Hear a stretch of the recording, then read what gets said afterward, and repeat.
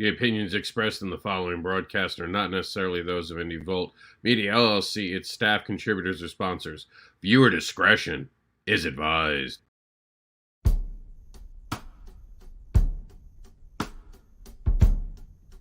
It's time to get real about shit and have some hard conversations and rip apart topics to make sure we advocate for every angle of that topic. Welcome to The Devil's Advocate, brought to you by Indie Volt. Give your fandom a recharge, and hosted by the uncanny indie devil, Mr. Anderson. Follow all the comics devil's tales at MrAnderson.com. Original music by Unicorn Heads for the YouTube audio library. This music is free for you to use on YouTube videos.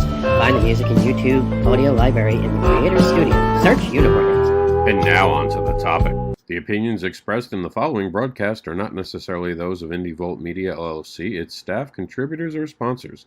Viewer discretion is advised. We got a great show for you tonight. Comicsgate and Whispers. When did comics become about sides? Before we get into that, I want to read up something that I think will be timely, and I'm going to share it with you right now. I checked out the quote. It is a real quote. I verified it. In the times of crisis, the wise build bridges while the foolish build barriers. We must find a way to look after one another as if we were one single tribe. And that was from the Black Panther movie. And of course, we have the tragic news that the actor for that film has passed away. Great in Black Panther, amazing in the Jackie Robinson movie. He will be missed. And for tonight's topic especially, I think that quote resonates very heavily with me. I'm going to introduce everyone there. Real quick, I just want to touch base with, I am the host of this show. I am not Comicsgate. I am not a whisperer. I'm not part of any community. I have nothing wrong with groups. That's not what I'm about to say has anything to do with that. It's not about groups. I have a problem with people who draw lines and try to take away from anyone eating or making a living. The fans are the ones who get to make the decisions. That's how I'm always going to feel. We'll stop doing this show when the fans stop showing up. That's how it should be. Stop making a comic when they stop reading it. So I am not Comicsgate, but I'm not against Comicsgate. I'm against any creator creating something great. Don't care what group they call it, as long as that group's not trying to stop anyone else from eating. We're going to bring everyone in order that they showed up. We're going to, of course, have the boss. See, I played the intro, so they all know it's on them now. They can't blame you. they will. They will. Well, no, it's the other boss now. My other boss. It's her problem. Yep. Don't tell her I said that. Yeah. It's all her. She'll have to deal with it now. Hello, everybody. My name is Varian Grant. I'm the founder of Indie Volt Media LLC, and I am once again happy to be here tonight. It's always really interesting to have these conversations with other people to get different perspective, to allow myself, my own mind to be changed or to be given some new ideas I maybe didn't consider. You're muted, sir. All right, Jack's is screaming in the background. Before we go any further, I want you all to know Varian is known as the guy who breaks the gates down. He kicks the doors open and lets everyone go in and run. You talk about diversity. There's nothing more diverse right now covering comics than Indie Volt. And part of that diversity comes in with Randy Zimmerman, who is part of the Indie Volt team, making amazing programming week in and week out. Randy, welcome to the show. I'm the dirty old man contingent. So there we go. You gotta have one. Hey everybody, I'm Randy Zimmerman. I've been doing alternative and independent comics for decades. I've done everything in this business that you can think of and then some. Right now I'm an award-winning commercial and graphic artist whose specialty is sequential art for advertising and education, which actually pays a little better than mainstream comics. Don't tell them. But I also run the Zim Geek channel over on YouTube. That's ZIMMGEEK. If you get a chance to pop over there, where I teach cartooning instructions and talk about funny books. And I also MC the Sunday Funnies program on Sunday mornings here on Indie Volt at 9 a.m. Eastern Time. And he's gone. And now we're winging it as co-hosts for The Devil's Advocate. All right, we'll take over real quick here. He's coming back. Oh, he's back. Yeah, take my spot. Just a second. There we go. Do-si-do. There we are. Sorry about that. I found out there's a button on the side of my mouse, and I now know what it does. And I won't be pressing it again tonight. There you go. That emergency panic button. There we Out go. of here. JD, you're on the hot seat. Tell them about who you are. How you doing, everyone? My name is JD Calderon. I'm the writer and creator of the Oswald Chronicles, and I also do interviews with independent creators over at JD Calderon on YouTube. That was quick. Demon Phil, welcome to the pit. Hey, appreciate it much. Demon Phil here with the Demon Nation. I actually run a few shows where I bring independent comic creators onto my shows. We get to know them a little bit. On one or two of the shows is more interview style, and then the show that's on for tonight is a little bit different, but that's where I can allow anybody to come on as long as the four main rules are abided by, which are no politics, no religion, no drama, and no negativity. As long as those are abided by, we have a blast. So I don't keep anybody out. All right. For the record, the link is there. Anyone is invited to this conversation. If you're not showing up to this conversation, I don't want to hear comments later, except for the people showing up in the chat room. You guys are fine. You came. We advertised this 3 weeks out. I don't want to hear anything. You all like to whisper behind each other's back and talk a lot of smack. I opened the doors up. Now we're going to start it off right here, right now with this topic. The biggest reason there's a divide is you have all these little egos running around trying to make things the opposite of diverse, segregated, so they can somehow get power. Like they're cordoning off little areas so they can be the rulers of their little sandhill. What do you guys think about that? Because we're all in this industry and we all know that what I'm saying is true. Notice not one of them is there. And I know when I said that, every one of you thought of a person. And I don't want you to name the person. That's not what I'm saying. But you all had at least one name in mind when I said that, where you were like, yep, if Randy, I know it's probably like me, got a dozen names off the top of his head could name.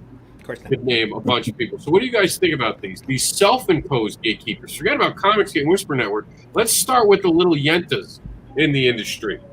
Thoughts on that? First of all, I'm not sure if that's can we say fine. that one? Yeah, it's okay. Yeah, I'm with you, Varian. I had no idea.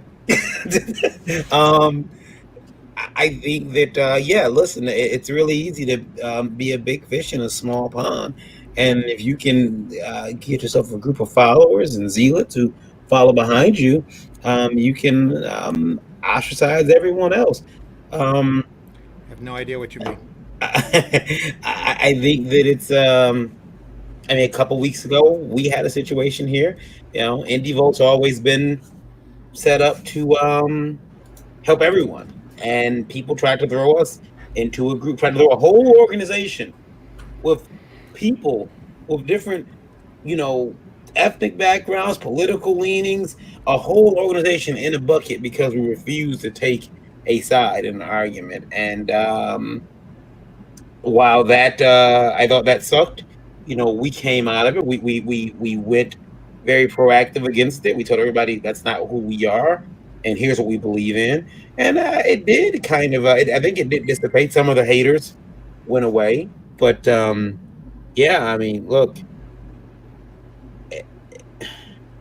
And we, like you said, everyone knows people like that. I know 4 or 5 that came to mind when you said it. And unfortunately, they don't have the best of intentions for the industry. I wish they did. I wish they could use their powers for good, but they don't. Well, I have the deep need right now to draw a line in the sand. And that is to say that in the chat, that talking to your drug-dealing monkey on Skype is not me. My monkey does not deal drugs. Listen, No. I said everyone was invited, Randy. I said That's everyone. divided. All right? Respect. Suddenly there's a line drawn. I do. No, I saw you. Hold on, Varian. I saw your eyes perk up when I said that. I know you were the first one who started thinking of names. Yeah. How many did you think of when I said that? The list hasn't stopped. You hear my phone? It's standards and practices ringing, telling me, "Don't say a name. Don't say a name. Don't." It over and over again. I can't believe it. Holy crap! Something keeps ringing on my phone. I'm gonna have to unplug it, shut it off, maybe. I don't know. What more do you want me to tell you? There's people that don't think there's a middle, and they're even here in the chat, and there is a middle. Believe it or not, folks, there's a middle. There's people who don't want to take sides. There's people who don't want the political BS, especially in the comics. Are you waving or just agreeing, Rob? Agreeing and waving. I am the middle. I am literally the middle, no matter how much. And you guys have seen on the same weekend. I'm a Nazi. I'm a snowflake. I'm a racist, and I'm you know the what is the other thing that they call you? There's a snowflake and a virtue signal. Same weekend. And if your sad, trolling, uneducated ass won't accept that, I'm sorry, but it's just the way it is. So you better get an education. Thank you. Get an education. Hashtag get an education. I mean, as far as I'm concerned with what I do with getting the creators and all on my show, the reason I even do any of that is to get them exposure. So I don't tell anybody they can't come up on there. The only reason I tell them that if I pick and choose people to come up on there is because they have chosen to put more focus on something else other than their comics and their works.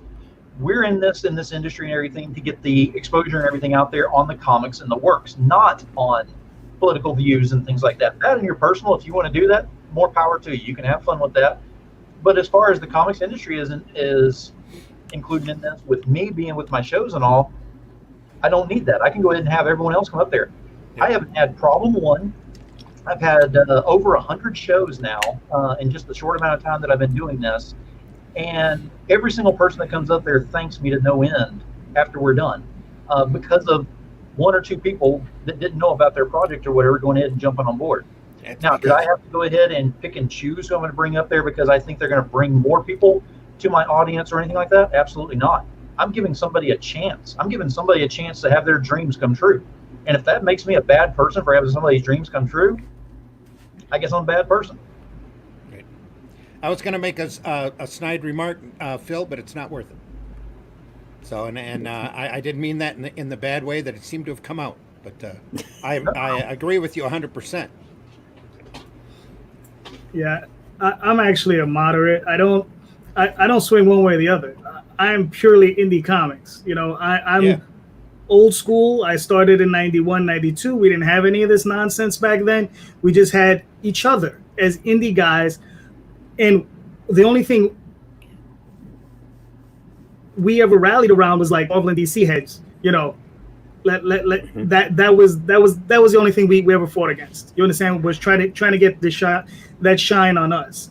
You know, this thing about, you know, CG, anti-CG, and all that stuff is just nonsense. You know, I mean, in the end, I want to talk to anyone, and I don't feel anyone has a right to tell me or anybody else who we can or can't speak to.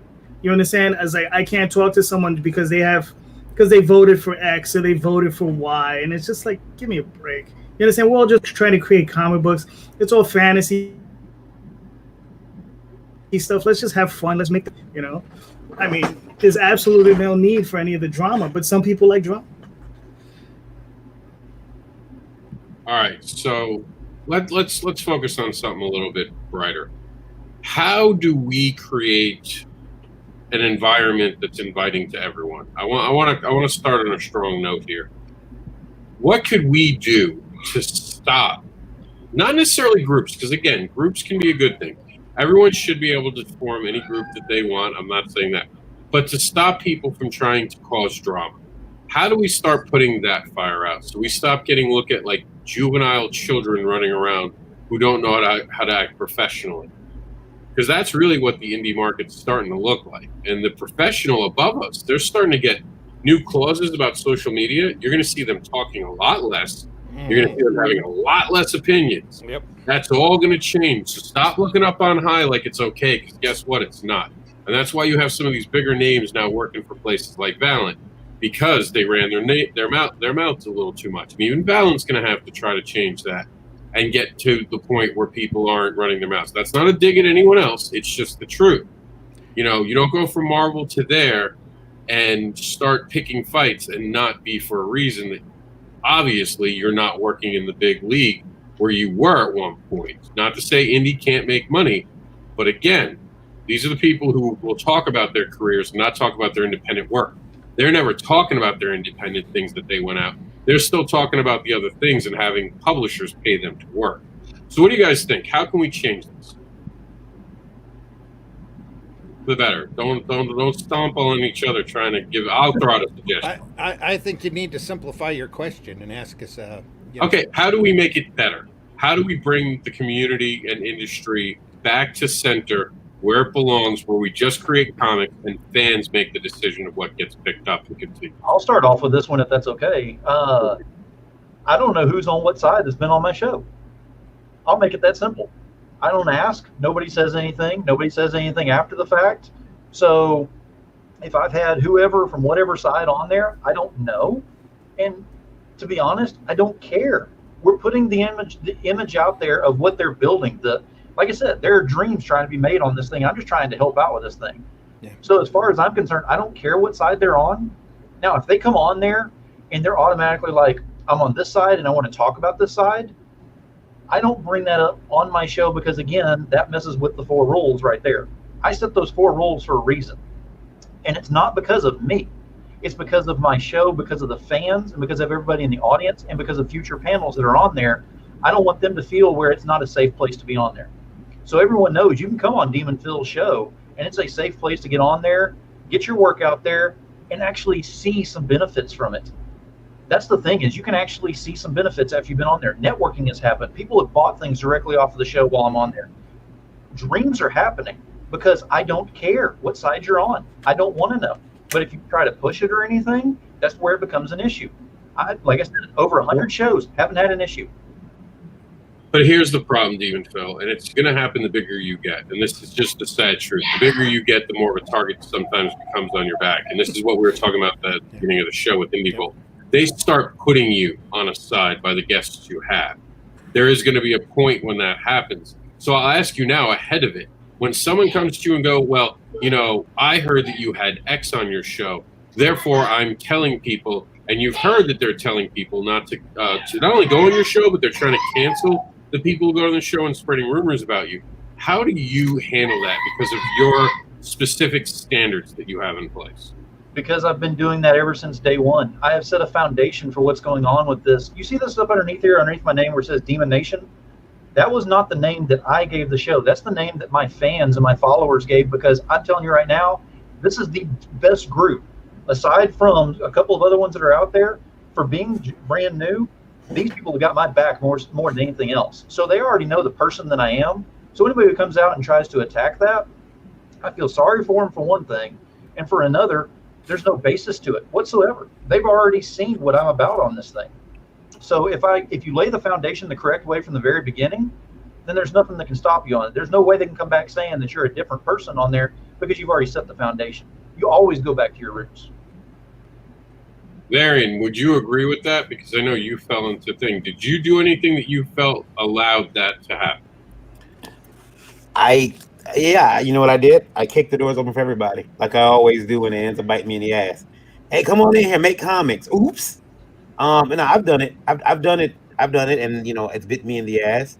But the last time, I feel, was the last time that I'm going to be silent about it. The next time it happens, I'm taking people to task, because they not only try to destroy the network I spent 3 years building. They didn't have a good reason to do it. You know, they got mad over something that was, in my opinion, and this is my opinion, something that was passable. Something that was, I mean, first of all, if you take anything serious that that happens on some of the at the last minute, some of these goofier shows that we have, you're the problem. And you know, you said we need to fix, how do we make this industry a little bit better, a little bit more safer? Let's go back to a merit-based system. Let's go back to actually being somebody who's talented, who puts in the work. Let's go back to those, you know, guys and girls who used to sit at their art tables to 2, 3 in the morning doing the work, who go to Comic Cons, who pay for tables. Let's go back to that.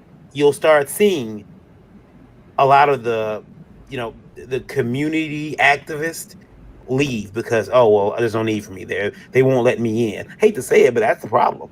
We've got too many people that just, I like comics. And then for some reason, somehow they garner this support and this power to put you out of a show just because they're there, just because they, rumored to buy comics. I buy, I kickstart comics. I've got over 50 campaigns that I've backed. They spend $50 on $1 donations. Yeah. I'm not saying that's bad. I'm not saying that's bad. I appreciate the support, but shut the fuck up and go on somewhere. Oh, he's a super backer. He backs everybody's campaigns. Bullshit. Where are the books at? Where are they? But that's just me. I'm just I've been, the social. I think Yoda SJW said it. Association by guilt. But I was guilty, by association because I had somebody on my show they didn't like. But guess what? I'm gonna keep having people on the show. Like Demon Phil said, we're not gonna stop. We're gonna keep having people on the show from all walks of comic. We've had some extreme SJWs on, and we've had some extreme comics gators on, and sometimes they didn't even know it. They didn't even know it, and they got along like people. That's it. We've had people on from all over the world. The cool thing about doing the Indie Vault podcast is the fact that one thing I learned really quickly is that there are a lot of people out there who do need an education. A lot of people that aren't aware of the stuff that's actually happening. They've got these blinders on and they just want to go in one direction or the other. But instead of looking at both sides and making an informed decision. One of the other things I'm really proud of is we've had a lot of first-timers on the Indie Vault program. Some of them have been terrible. Some of them have been absolutely amazing. And we've met so many new and made so many new friends along the way of people that we are on first-name basis with from all over the world. We just had a guy on from Australia on Tuesday. That's Sean awesome. Keener. We had NS on Wednesday from England, and both of them have got some incredibly crazy professional, great products. We never asked them their political affiliations. We don't care. We just like the quality of their books. That's what it's all about. That's what comics are supposed to. To me, that's what comics are supposed to be about. Because I got my main attraction to comics was for entertainment value and escapism, and a skilled, performed, either written or drawn, opinion, just is great comics. So let's up the skill level. Let's educate people. Let's help them build their craft up to where they can make incredible sequential art. That's one of my goals for associating with Indie Vault. JD, I see. You done, Randy? Outside of Variant, of course. So anyway, go ahead. Yeah. JD, I saw you at one point. You were trying to say something. What's up? Yeah, I think trying to make things better within the industry. I mean, it's so difficult because everybody's such an individual. You understand? And you just have some of these people that just want to cause trouble for no reason, right? But we do have a lot of people who just want to join in and just have a good time. And I think we need to focus on those people. You understand? Just try to find the ones that, look, you want to have a good time, please join us. Be happy. If you want to be on it, that's up to you. You understand? I mean, for myself, I'm in the middle. I don't care what you're doing politically. All I care about is the comics you're creating and the skill level you're at and what you're trying to achieve. You understand? And how I can help you, promote yourself and get out there. My show is primarily about, talking to people about, their process of how they got into comics, the process, of creating those comics. And those are the things that interest me the most. You understand? I just want to meet other creators. And I don't care, who you voted for. I just want to meet, like I said, new people. It's always fun meeting new people. I just want to read good comics. Yes. We're joined by Josh Stalin. I'll put you over here, Josh, so I can kind of remember how everyone came in. That's do-si-do here. Yeah. Hey guys, sorry I'm late. No, You're good. problem. You're good. you're just joining us, what you've missed is basically me saying that I'm tired of people having this rules and all these new things. And apparently Randy's playing celebrity checkers now. So we're talking about how we can stop that. There we go. Where there shouldn't be like these groups that are trying to hurt each other, but groups are okay. So how do we all have the middle where everyone respects themselves? How do we get back to that center where people stop disrespecting and trying to cancel each other? What are your opinions on that? Because we do see it right now where there's obviously a cancel culture. We can't get around that. How do we end the cancel culture, but still keep people accountable for bad action? We don't want that to go away. So basically, how do we make things better with this broken system we have right now in the industry? Not a hard question at all. Do you want a minute to think about it? We'll touch back with you. I mean, I think I know the answer. Go ahead. And introduce yourself. Just to remind, because we're on the radio, they don't see you. Hi, my name is Josh Dahl. I'm a comic writer, sometime publisher, and generally opinionated fellow about things. How to end this cancel culture? There's extreme ways on both sides or whatever, blah, blah, blah. The thing is, what needs to be done, what needs to be made a regular, expected thing to happen, when someone comes forward and says, Batman is racist, or whatever, instead of immediately causing that to be a dividing line, yes, he is, no, he isn't, the response should be, wait, what do you mean? Why do you think that? And then if the person makes a fairly relevant case, you can go, yeah, I see what you're saying. I choose to not, da, da, da. They make a very good case. People go, oh, you know what? That is, I'm going to get on board and not do this, right? So instead of it, that's what I think. There needs to be a regularized response of, what do you mean? Why do you think that? When people raise an issue. Yeah, I think Josh is right on that. You know, we need to converse with one another more. And that's really, I think, what we need to do. We just need to talk with people. You understand? I mean, I'm from New York. You guys, you know, what, Detroit, Florida, you know, we're from all over the place, all over the country. Crazy demographics, right? We're all from, you know, different backgrounds and stuff. But that doesn't mean we can't sit down and talk, you know, just as people, right? You would think that it'd be that simple, because I'll tell you right now, in this room, I don't see anyone from the Whisper Network showing up. I don't see anyone who's talked a lot behind Indie Volt's back. And yes, we know who you are. People love to rat you out. We know every single one of them. And I don't even see that many people who identify as Comicsgate on here. You know, what I see is the people generally in the middle right now, to be honest with you. This seems to be the group that's always talking the most. It's the ones who are constantly waving the flag for creators. Because I think even the people who are CG don't always wave the flag. They wave the flag of wanting to make good comics. I know a lot of people in CG who are there just to make good comics, and they're afraid of not being in CG because the other side keeps calling them a racist and a Nazi because they believe in reform or they believe in gun rights. Heaven forbid they have an opinion that no one else believes in. But I think what Varian said, and dangerously so, is absolutely correct. You have these people who aren't talented, who are not as good as everyone else, going around trying to end people's careers because they think if they can get rid of everyone talented, maybe they'll finally get their shot. Because it's the same troublemakers who can't make it on their own that seem to be stirring the pot. Am I wrong? We'll start with Varian, because I know Varian knows a lot of behind-the-scenes stuff. Tell me how that statement was wrong. Well, I mean, there are people that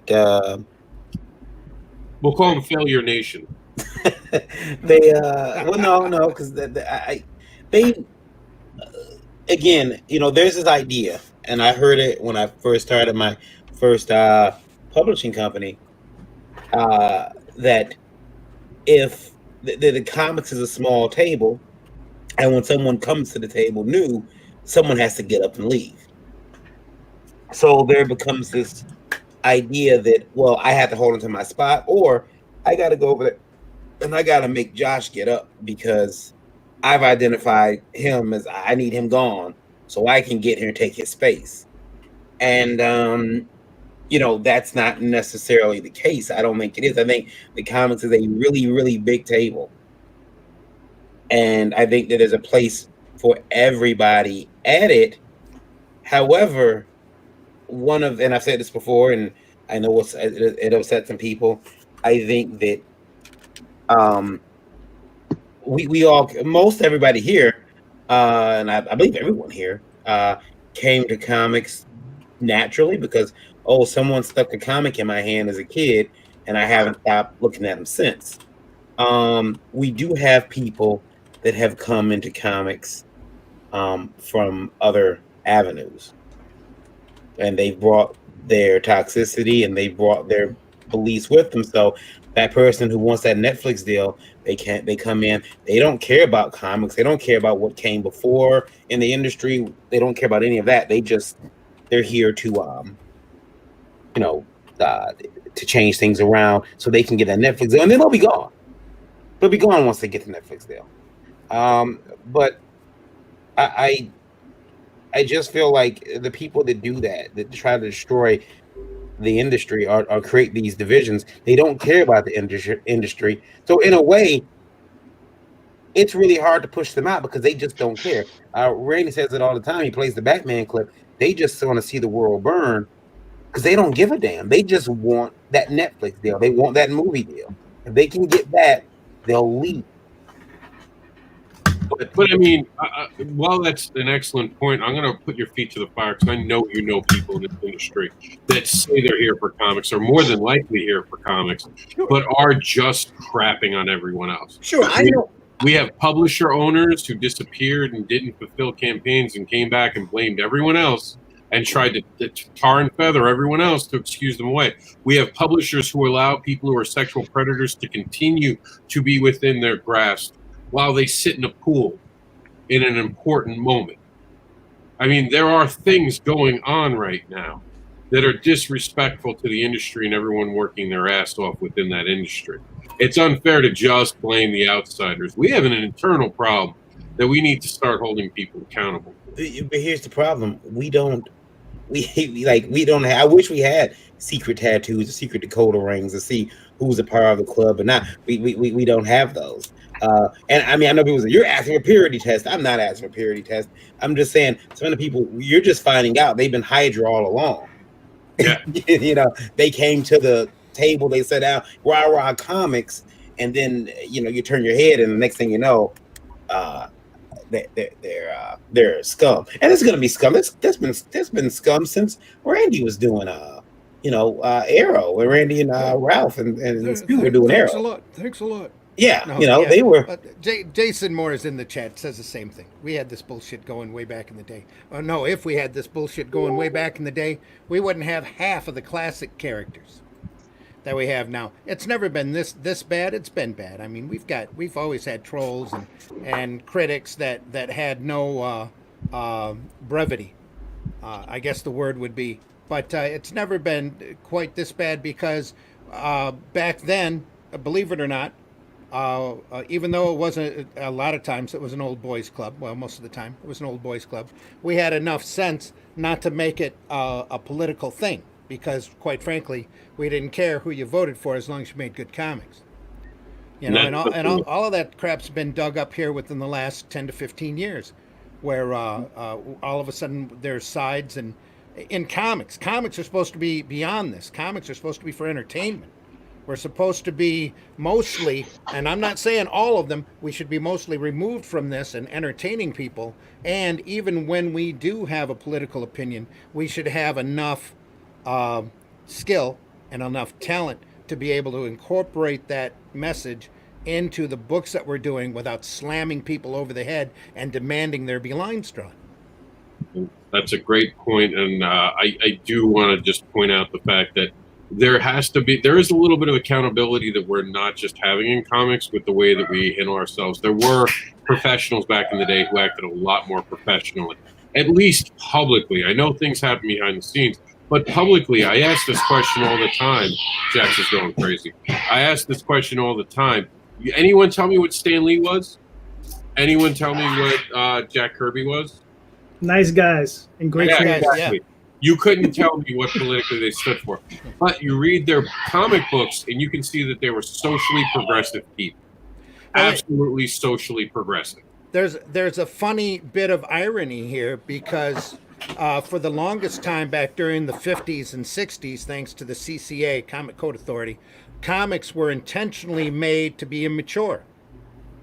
And slowly but surely the content started maturing. And then now it seems that the working side of the industry is jumping in exactly the opposite direction and becoming more childish and immature. And it's going all the way through the entire industry. It's not just the mainstream, but it's also the alternatives and it's the independents. And it's a shame to see that happen. And it shouldn't happen. We all audit, quite frankly. That's why one of the things we push on the show is that we all need to grow up. We all need to get an education. We all need to start acting like adults and like this is an actual industry where we can sit here and make livelihoods, or else it's just going to dissipate into nothing for everybody. Josh, I see you nodding your head. Do you have any comments about what we're talking about? Can you coalesce that into a question so I know what to focus on, Rob? Is there a crab bucket that's trying to hurt people just because they're not talented enough to get over on their own? Kind of like mid-card wrestlers forming up the bigger. You've seen it in wrestling. You get 10 mid-card wrestlers who aren't good alone. They all join forces and then take on the top names in the company to make themselves rise up. Literally, wrestling has shown what happens as a joke, but in comics, it's not funny.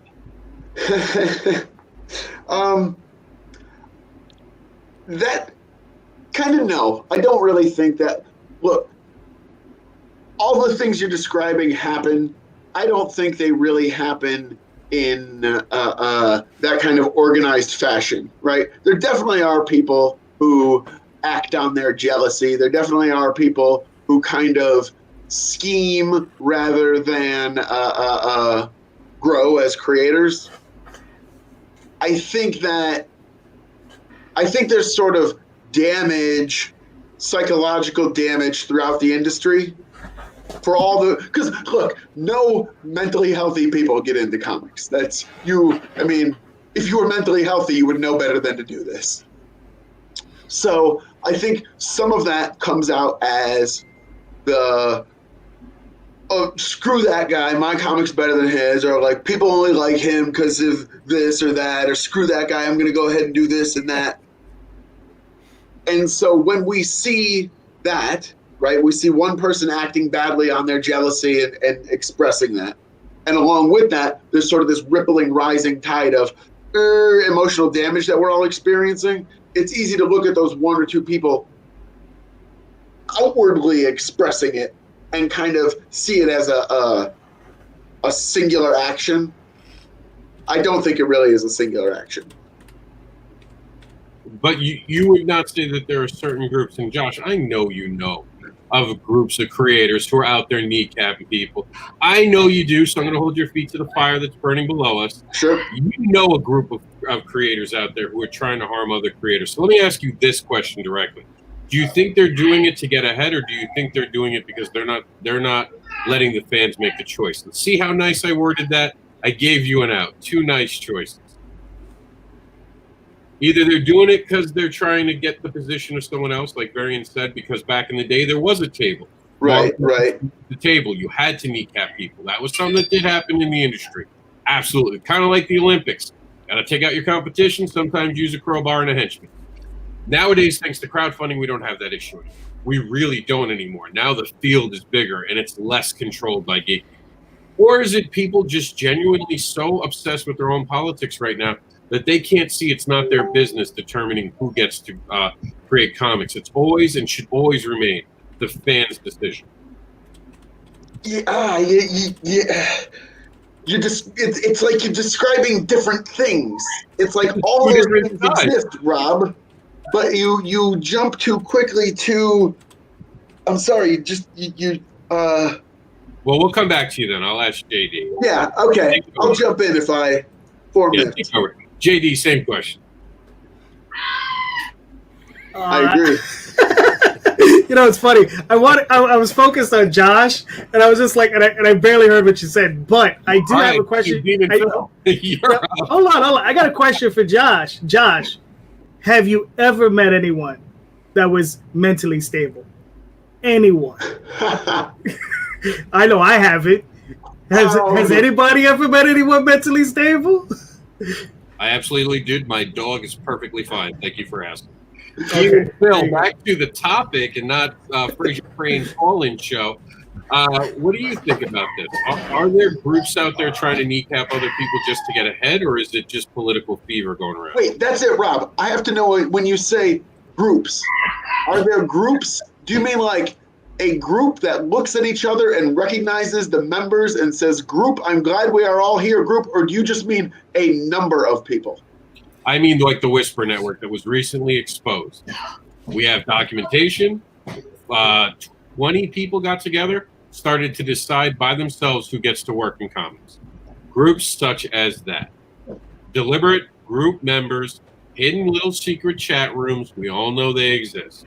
Little Whisper Networks. Yeah.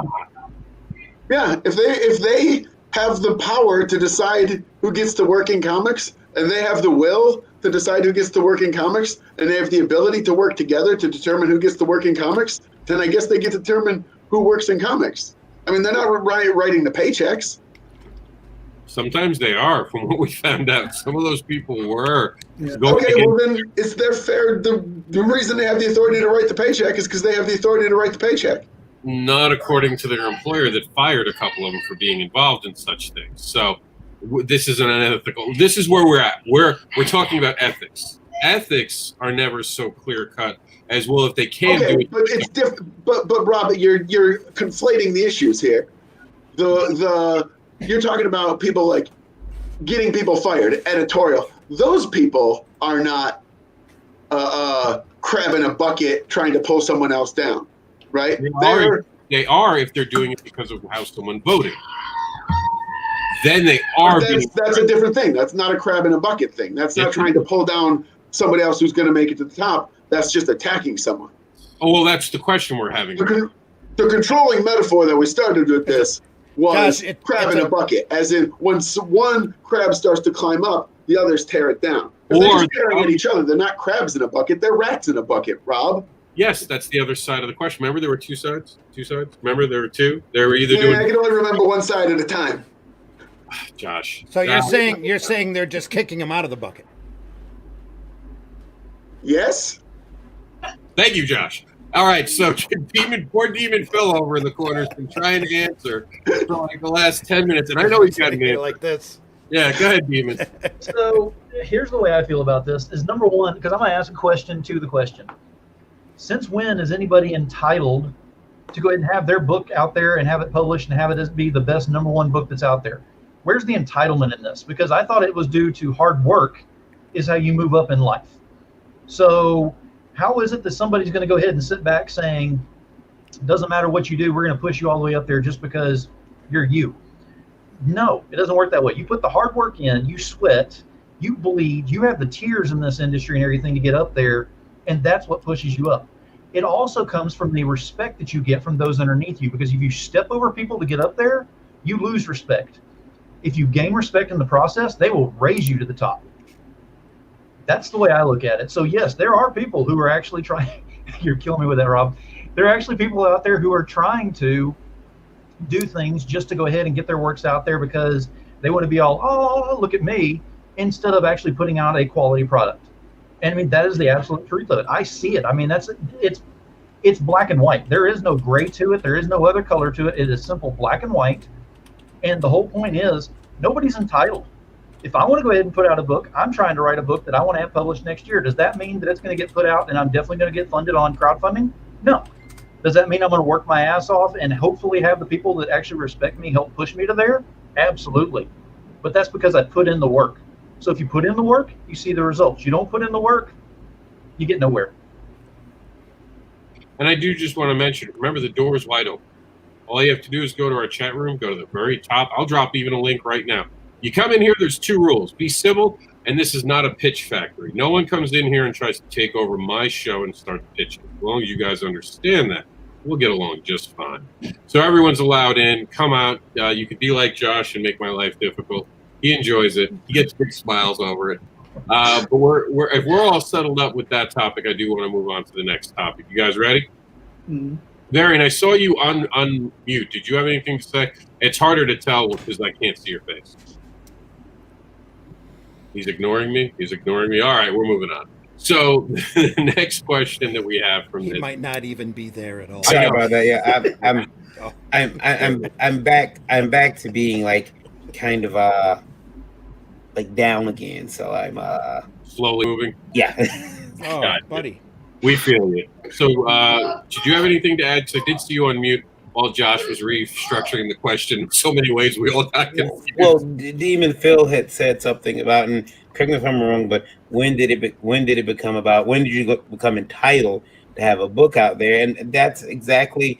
I mean, that's right. I mean, but there are, unfortunately, we've seen it. We've seen people who, well, you know, you put this book out, and we're gonna push you to the top because it's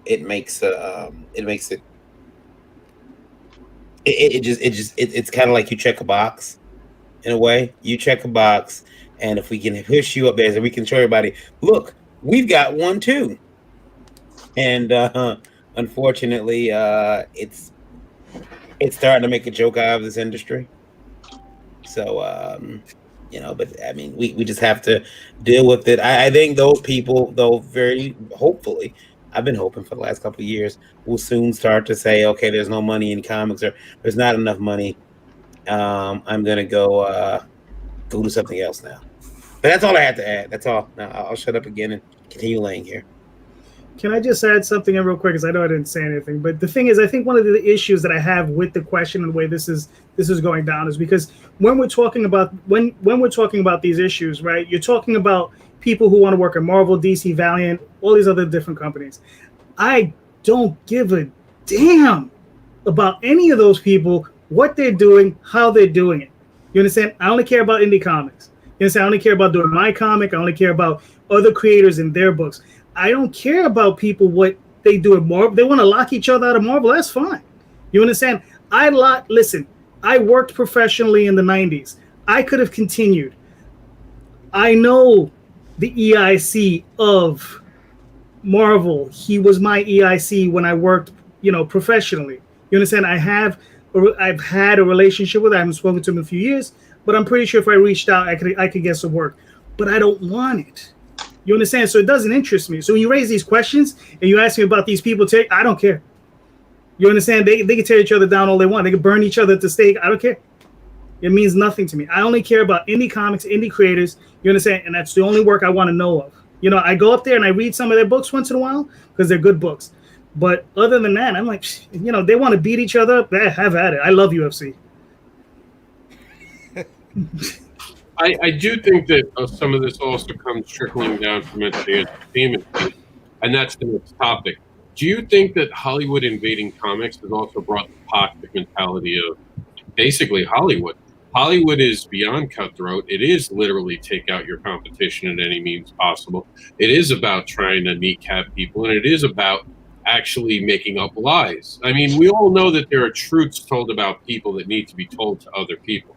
There are bad operators, and we're not trying to defend anyone. If you're a bad operator, then yeah, people should tell other people about you and be warned about you, because you're going to harm this industry, and we're trying to make sure no one gets harmed. There's a difference between telling the truth about someone and then making up false claims, talking about things that aren't true, leaving parts out of your own story. Oh, well, this person did this to me. Why did they do that to you?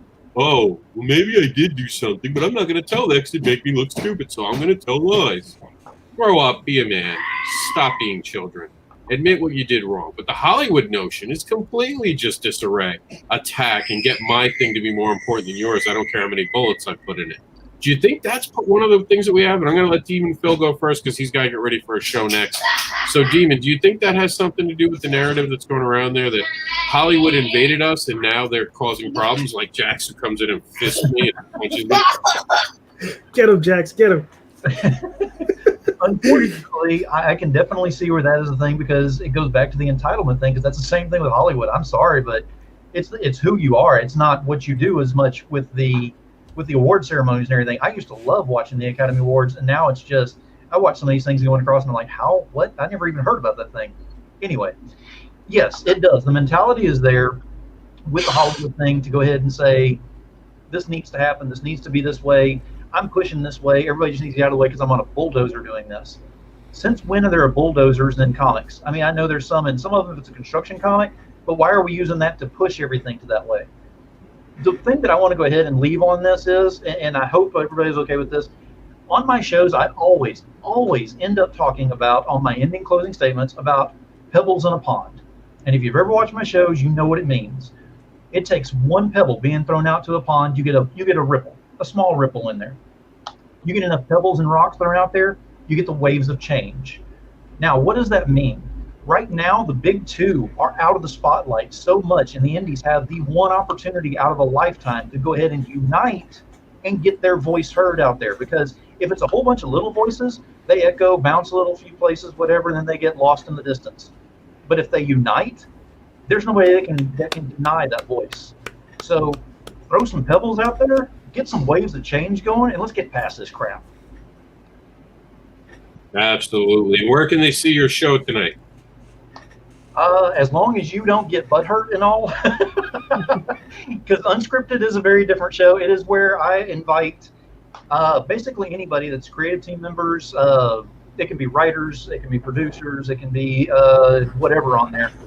Artists are even involved sometimes. It depends upon how they're going to be.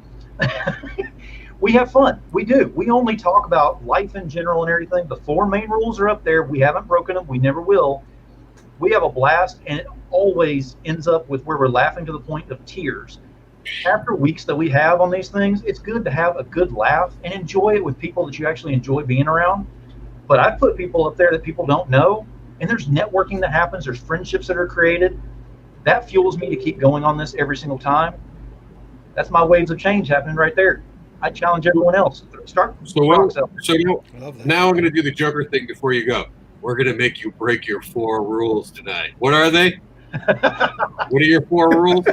No politics. Okay, real quick. Hold on. Marvel or DC? There's nothing more political than that. Answer the question. Marvel or DC? I go indie. I'm sorry. Mark that line.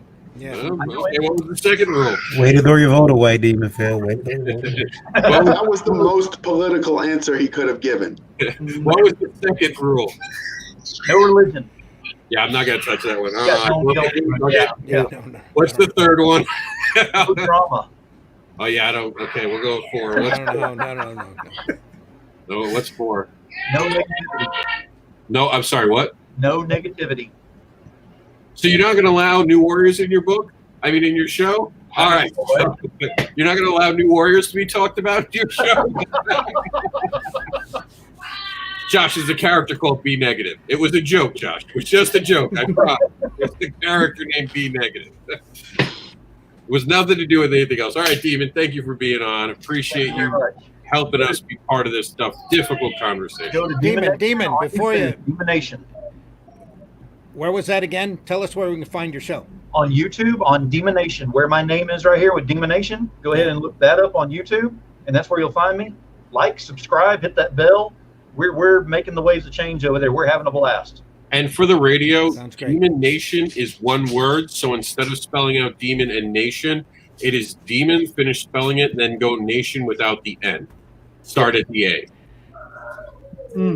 Gotcha. So it's really Demo Nation. Yes, Demo Nation! Yes. I thought it was Demon and Tyon. That's what we use whenever we conjure things. We use that name, but no, we'll get into that some other time. Thank you, Demon. I hope y'all can get this straightened out, and I hope we can start getting those waves of change. I will see y'all next time. Take it easy, Phil. Thank you. Take care, Phil. Thanks. All right, JD, your turn. Do you think Hollywood has infected comics with the negative vibe? Again, I mean, because the thing is like, you know, if it's infected people. Like Marvel has infected people at DC, IDW, and those companies.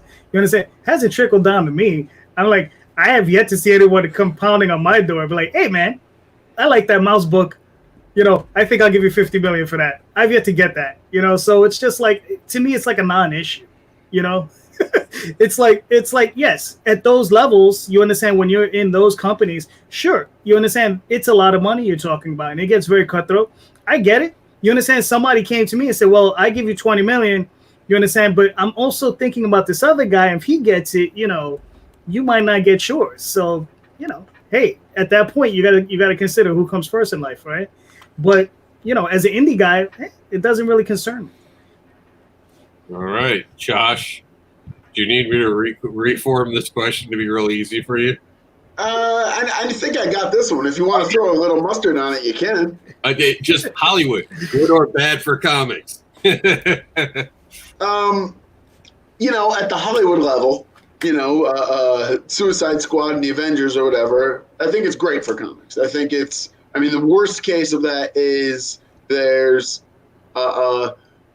too much new candy product flooding the market. I think where Hollywood in comics affects us, what I have assumed we've been talking about this whole time is the production companies and PR companies and things like that start edging into comics. The ones that you see at one New York Comic Con and never again, and they have floor to ceiling banners and they're like, we're the new digital wave or whatever it is.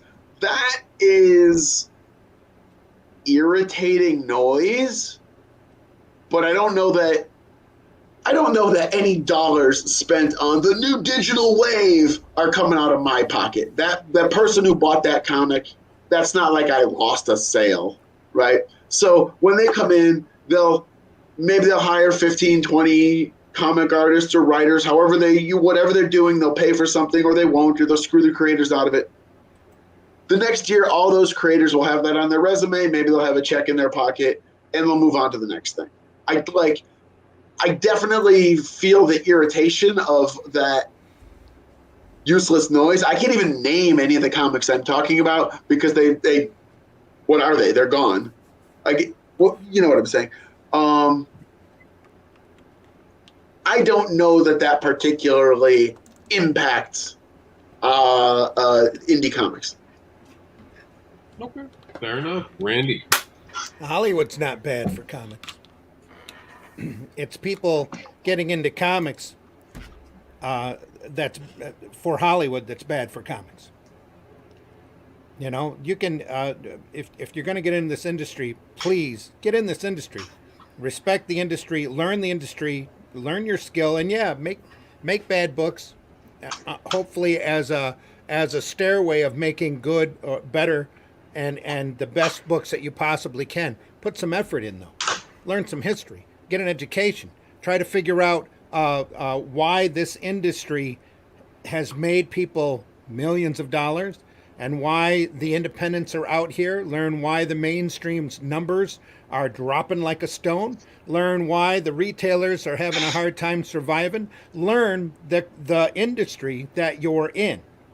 Don't just be here to do a book so that you can take it to a producer in the hopes that they're going to give you a small check or another screenwriting gig to get onto a streaming service, or maybe, if you're lucky, a movie or a TV show or whatever. Don't do that. That's not what this industry is made for. And you go back, and granted, the last couple of decades, that ideal has become warped in the worst ways possible, in my opinion, because you go back and you look. That's why I so desperately want to do the Sunday Funnies show, is because there's so many great comics out there that are fun, that are whimsical, that are entertaining, that aren't your typical angst-ridden drama or your depressing superhero book or that overly realistic stuff. Comics were not made for that. They were never made for that.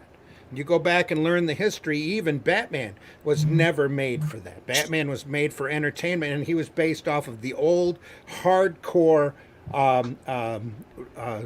just action-driven pulp novels that were so successful back in the 30s and 40s. Go back and go back and learn your source material and where these things come from. You know, and that especially applies to the mainstream. There's so many great iconic characters out there that are there for a reason, that sold and made millions and millions of dollars, and yet talent now comes on and you watch the numbers drop by a zero because they don't understand the character. They're not telling a story within that icon, or they're not talented enough or skilled enough to take that icon and tell the story that they want to tell. And that's irritating. Get an education. That's we keep saying that over and over again on Indie Volt, and we mean it sincerely. And we don't mean it as a derogatory term. It like I said, I want to read great comics, and I don't care who does great comics. I want to read them. You know, but a lot of the material that's out there now is just badly. You're getting material from the mainstream now that is at such a lower and more degrading level than what I saw from the beginners back in the 80s during the black and white boom, who decided that they were going to do their own book in their garage, like Teenage Ninja Mutant Turtles for a while. You go back and you read those early books, they're amazing. Nowadays, where's that quality? You know, obviously a lot of that quality, in my opinion, is right back where it started, right with the independent and the alternative market, from people that actually care about the product that they're working on, that's an IP, that might not necessarily be seeing it as a TV show or a movie or anything else than an entertaining comic. There's some great stuff out there. You just got to find it. Get an education. Varian, I'm going to warm you up. I don't know if you want to chime in on this, so I'm going to stall it just for a second. Oh, there you are. There's a deep breath. I just want to make sure the question is still about if Hollywood is infected. Oh, yeah, sorry. yeah. Randy went on. So okay. Did I get off of the subject? I didn't. I thought that all covered it. you talked about the entire industry, not just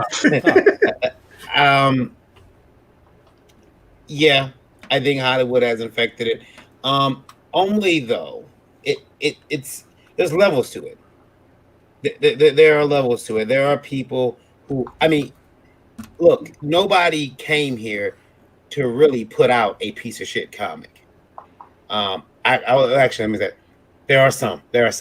I didn't start doing comics to put out a piece of shit comics. I had visions of being read everywhere. Walking down the street, seeing someone with my character on their shirt and saying, I drew that. You know, that's what I came here to do. The idea that there could be a movie with my character seems, I mean, it's great, but it's not what I'm focused on. Because here's the problem, and here's what they don't get with that. Your comic has to be good first. The movie might suck, but your comic has to be good first. And if your comic's good, when your movie sucks, they'll make your movie again. Yeah, eventually. Give it 5 years. So we think that's what I feel, that sometimes we look and say, oh, you know, the real money is in a Hollywood deal. The real money is in that. But you know what? I'm seeing artists make money without Hollywood. I'm seeing artists take their creations and get things made, baubles and you know, keychains and toys. JD has been holding out. JD Colorado has been holding out. This man has action figures. I mean, and these are nice size. These aren't little bitty like 3D printed figures. That's a whole ass figure. Look at it, and that's a whole figure. And I'm a bit of a delay here, but that's a whole figure. And nobody and like, do you realize the type of work and whatnot it took to get that done? So, but I do think, but he's still not Hollywood. He's still not. You know, he would love to get a deal. Pretty sure we all would. You know, Josh is prepped to walk the red carpet. I think Hollywood, for everyone in this room, is something that just keeps us creating, and that's the only reason we're interested in it.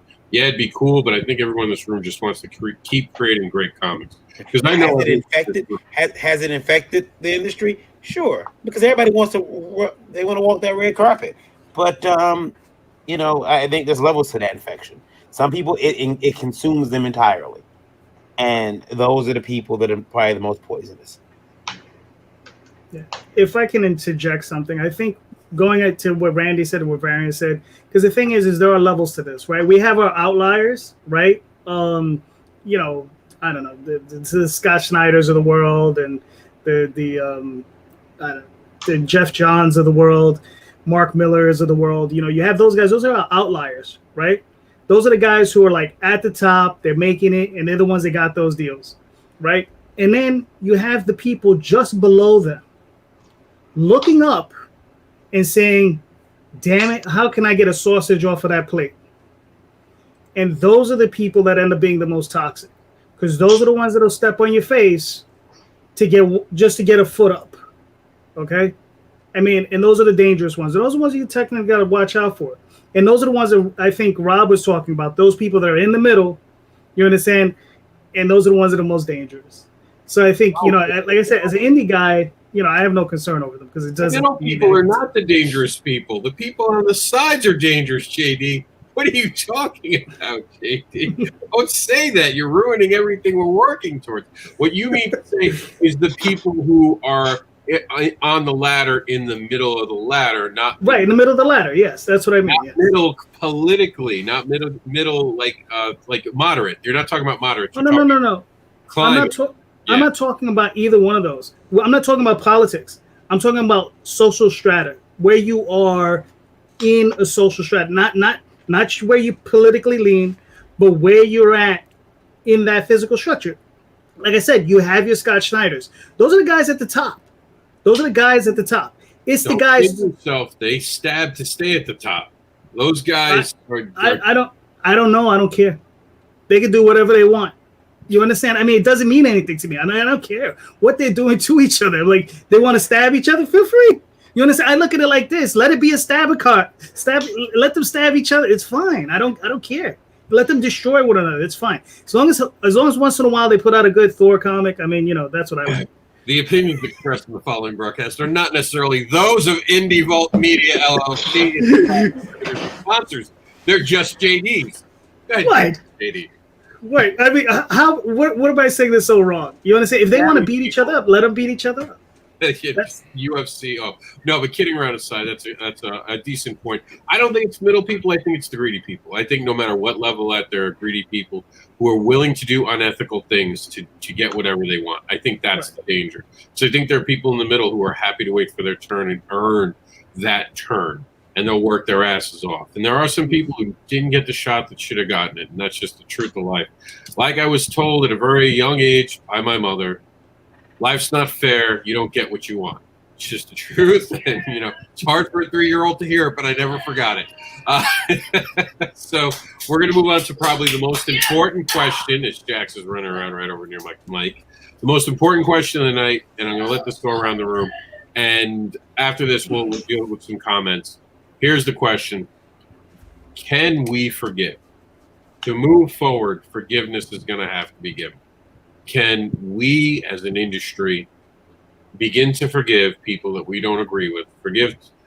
Begin to forgive those that don't always align with us, and begin to forgive the fact that we don't have to live in an echo chamber, and forgive ourselves for being so shallow that we think everyone has to agree with us.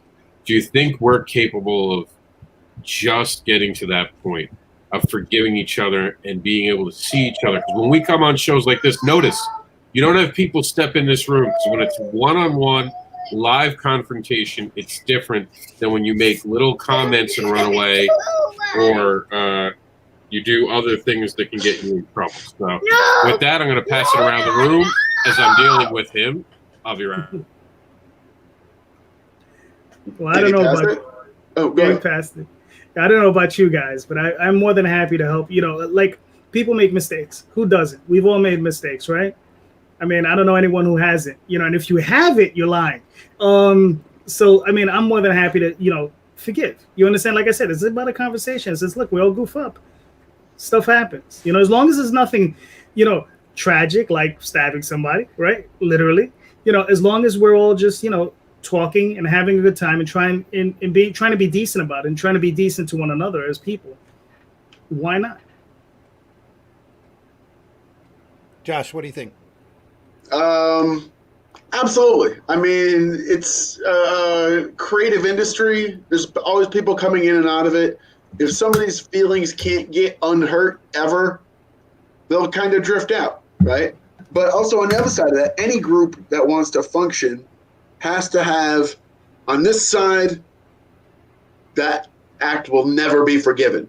The person who will, like, no, will never forgive that wrong. And on the other side, there's the people who, you know what, they'll forgive and love anyone no matter what, right? And the rest of us just bounce around in the middle. And, like, that's just human interaction. I think comics can absolutely forgive and move on, except for that one guy. One guy. You know what you did. I didn't do it. That wasn't me.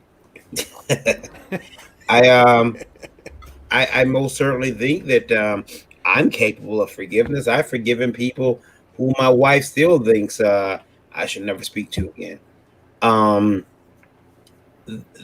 don't like carrying anger in my heart, which is why it seems so bizarre to me that you would go looking for problems. I think that the forgiveness will come from one side more than the other, but that side has to realize first that they done something wrong.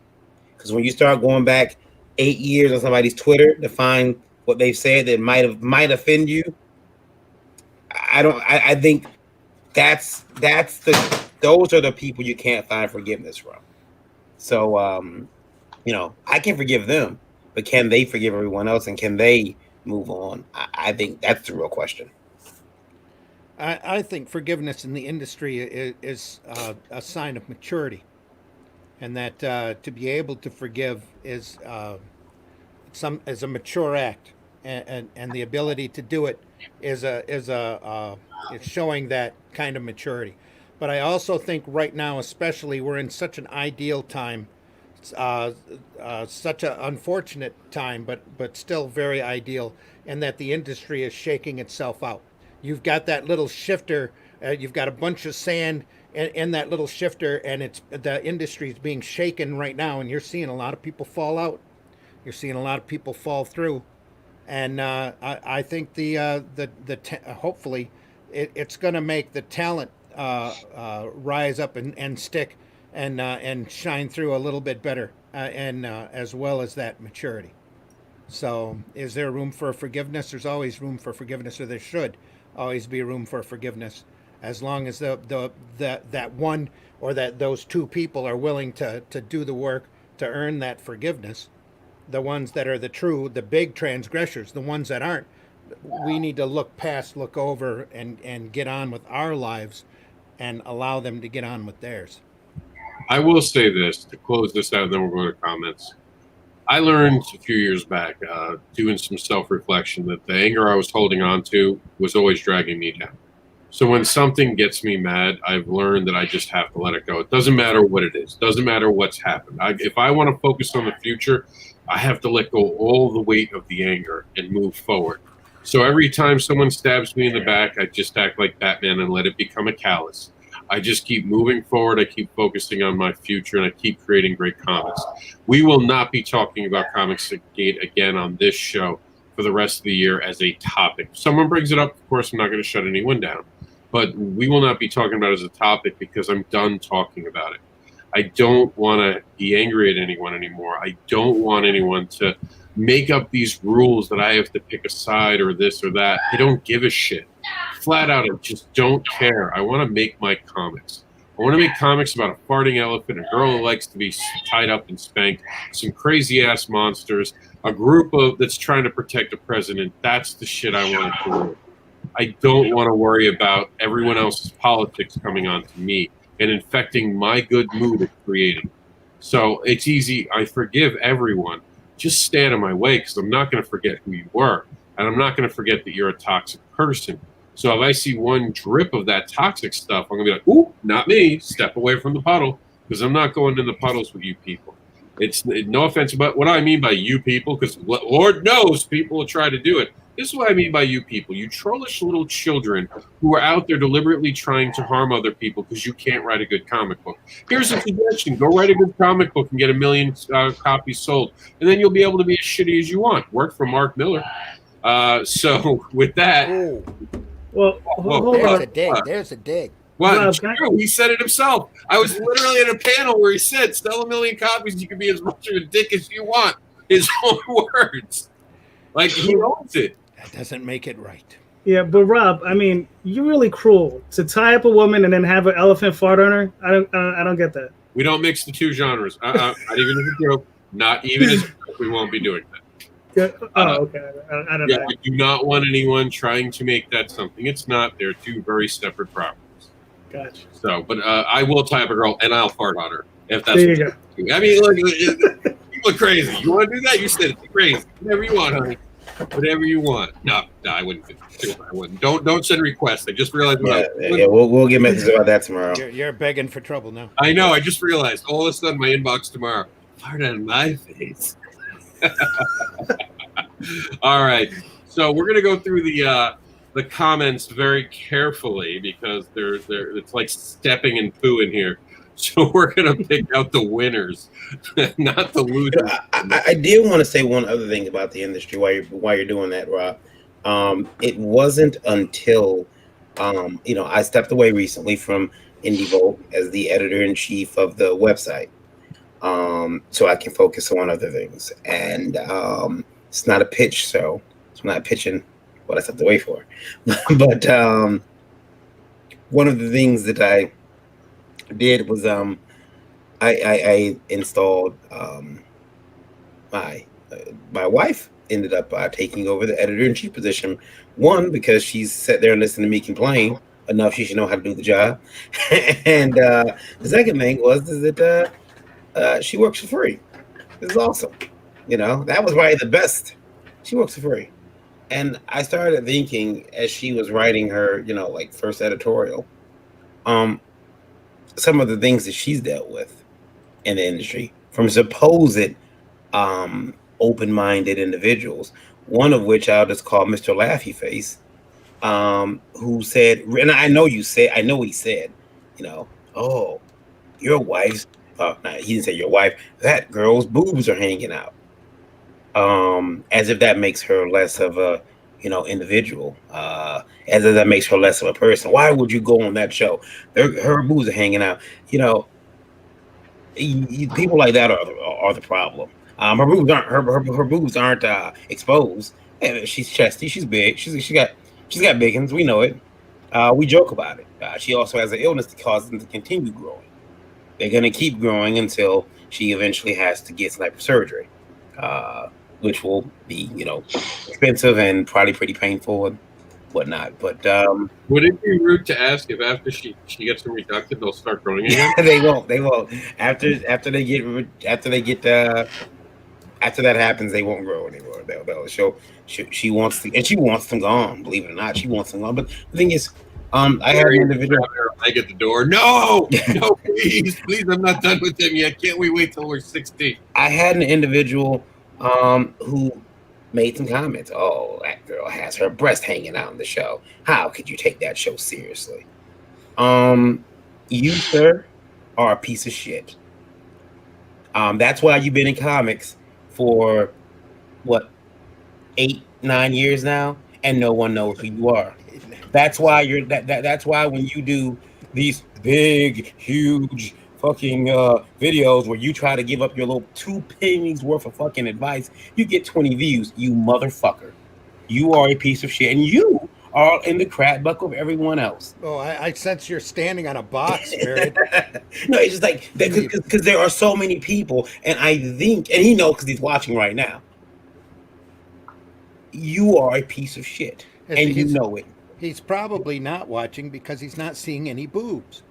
Well, yeah, probably not. But it's people like that. I can tell you, JD and I both laughed when you said he's been in the business a long time, 8-9 years. Oh, that's what I'm saying. Like it's really? 8-year career, and why haven't I made it yet? By the way, your books are shit.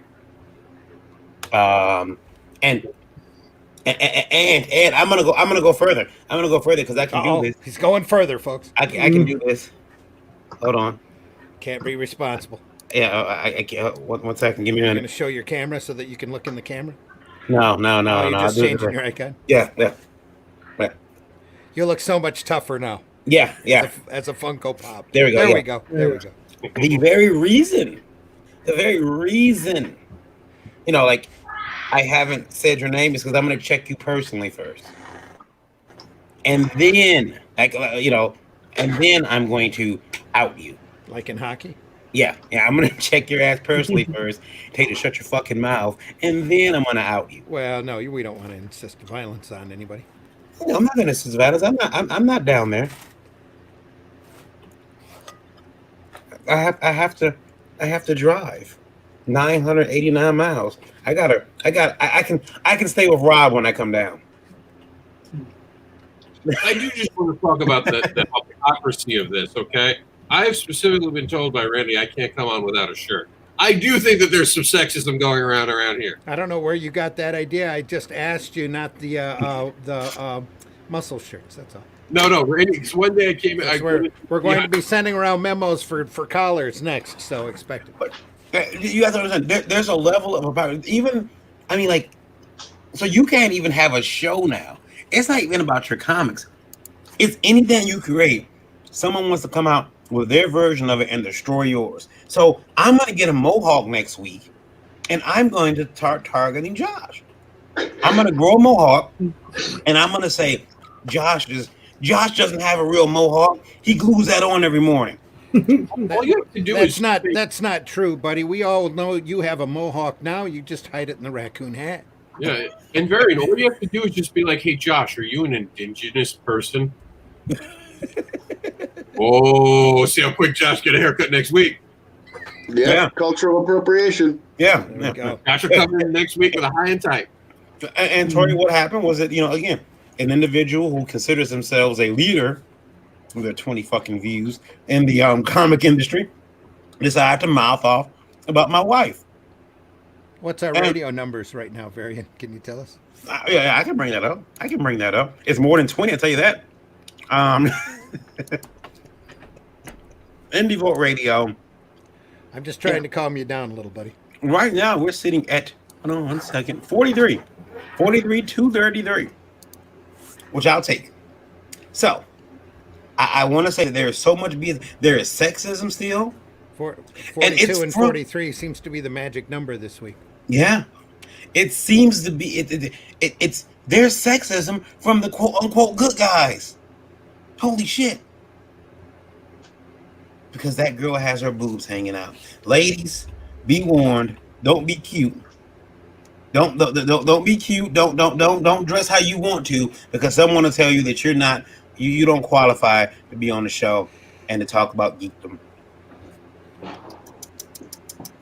Shame for shame. I'm taking over. Rob's not here. Pretty took over. I just walked away because you're the boss, and I really can't tell you that we have to get back on topic, and this has nothing to do with Comics Jake. It does. Back on topic. I just walked away, let you do what you had to do, just assassinate someone. Well, the reason why I brought that up, though, is because she was so upset about it. She was like, why am I helping these people? Maybe I need to go over to the other side. Look how they're talking about me. Yeah. Although that's a whole different talk about the other side and how they treat women. Yeah. That I don't know what to get into, but yeah, we can talk about that later. Immaturity is bro, he's a virgin. Immaturity is everywhere. Man, fuck that dude. Like you can feel the anger coming off of that one. And he's a very much loved family member. What happened? And now man, some of these people running their mouths, and that's the whole point of this show. You can come run your mouth. Everyone on here, look, me and Josh agree just about twice a day when the sun rises and sets. We both agree that has happened. And then the rest is an argument the rest of the day. But we respect each other. We like to hear each other's different sides of views. I'll say that I think it makes me a better person hearing Josh's opinions. And I'm sure Josh is just wasting time until someone smarter comes by to talk to. So, but you need that. You need friends who disagree with you. You need friends who call you out on your shit. You need friends who tell you a different side of something so you can get stronger. Don't hate someone because they have boobs. Don't hate someone because of their skin color, their orientation, their religion. Why are you being so fucking stupid? You want to hate people? Ask them if they want to see the Snyder Cut. There's a legitimate reason to hate someone depending on their answer. Because it's very polarizing right now. It's either yes, Snyder Cut, no, Snyder Cut. Pardon me. No one wanted to say anything. That's how controversial. Everyone's like, I ain't touching that one. Nope. No comment about Snyder Cut. That was moving my chair. I'm afraid to learn what side I would be on. Yeah. How about just seeing it for the sake of seeing it? That's my side, right? I just want to watch the fucking thing. Good. That's where I'm at. Right. I was just like, you know. Fucking nerds, stop fighting about the trailer. Trailer's a fucking trailer, you nerds. Yeah. Subscribe to HBO. We all know you're going to do it anyway. Oh, it's got to have something to troll over. Can I just make a small rant about trailers and watching trailers? It drives me nuts that, like, at about 11, around noon, somebody will start focusing or showing up on social media. Did you see the blank trailer, the blank trailer, the blank trailer? By the time I punch those words into YouTube to see the freaking trailer, all the first 30 things are my comments on the official trailer for this movie. And they all have the words official trailer in some YouTuber's comments on it. I can't find the trailer. All I can see is this guy's comments. Oh, I'm with you. I had that all after DC fandom. I'm like, I just want to see the fucking Black Adam damn thing. Where is this thing? And I found out there wasn't even a trailer. I was so disappointed. It was literally just The Rock talking. I'm like, I hate you all. No, it's totally that. And we're going to start a show called Nerd War. We're going to come on and just beat each other up over our opinions about fandom. But it'll be fun because that's what we used to do. For those of you not born in the 90s or earlier, you didn't know a time when we didn't have the internet. We didn't have, 80s actually, born in the 80s. We didn't always have the internet at our fingers. We used to just be fucking wrong. We didn't know who was right. It was almost impossible to prove who was right. So that's why Generation X is like even defeated by the fact that someone can pick up a phone and go, "You're wrong." We used to depend completely on the older guy who worked at the comic book store to say things like, "Oh, that's Banshee. He used to be friends with Professor Xavier." And we go, oh. And like that guy was just like 2 years older than us, and he didn't know anything. I mean, he had comics there, but like anything he made up was just like, well, that's like what the only source of information on this topic said. So that's what the deal was. That was us trying to figure shit out. We would call random fucking people, like not even professionals or anything like that, just your aunt. No, my aunt was a fan of this shit. She'd know. I don't know. I ended up picking up Comic Book Journal and Comics Interview and Amazing Heroes, and those usually filled in those gaps. We need to get a button that says Nerd Alert for the show in the future. That reminds me. Can someone put that on my shopping list? I'm sorry, JD, you were saying. Listen, it's like Randy said, get an education.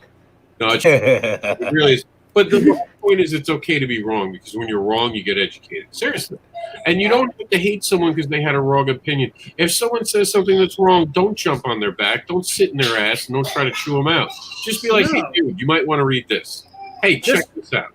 I'll be honest with you. If someone's wrong, you should just laugh and mock them. That's all. I used to be that old man at the bookstore who used to fill in everybody's answers, everybody's questions. I sold 10 times the average amount of comics when New Teen Titans 1 come out. Perez and Wolfman. All right, so now I'm seriously going to get... because it was such a damn good book. It's like, you got to pick up this book. If you like X-Men, you're going to love this.